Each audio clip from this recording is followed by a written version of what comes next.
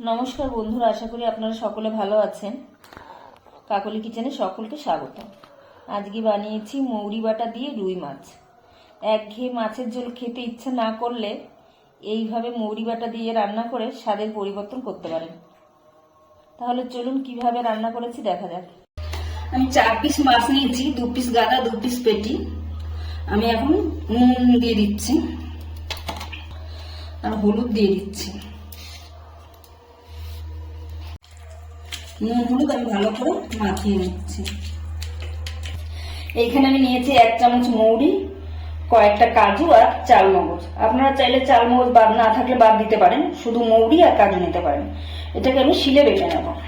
এখানে আমি কড়াইতে সর্ষের তেল গরম করতে বসিয়েছি। এখন আমি তেলটাকে ভালো করে গরম করে নিয়েছি। এখন আমি মাছগুলো ছেড়ে দিচ্ছি।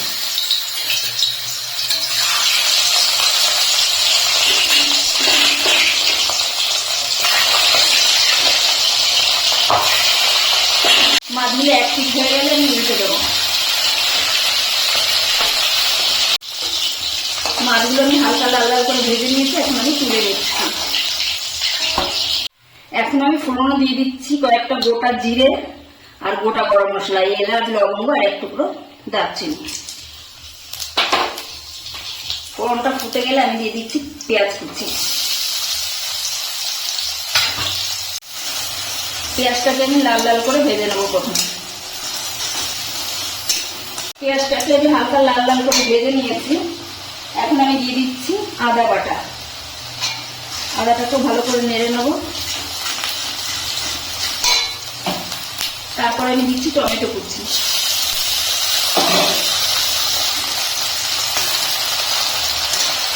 এখন দিয়ে দিচ্ছি স্বাদ অনুসারে লবণ, দিচ্ছি হলুদ গুঁড়ো আর দিচ্ছি লঙ্কার গুঁড়ো। এখন মশলাটাকে আমি ভালো করে কষে নিচ্ছি। নেড়ে নিচ্ছি, টমেটোগুলো আমার গলে গেছে।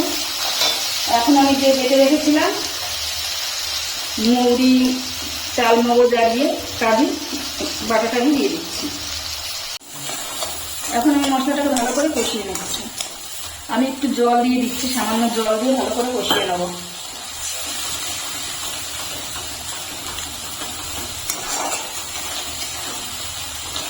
মশলাটা আমার ভালো করে কষানো হয়ে গেছে, তেল ছাড়তে আরম্ভ করেছে। আমি এখন সামান্য পরিমাণে একটু চিনি দিচ্ছি। আপনারা চিনি পছন্দ না করলে এটা বাদ দিতে পারেন। মশলাটা আমার কষানো হয়ে গেছে। আমি এখন দিয়ে দিচ্ছি জল।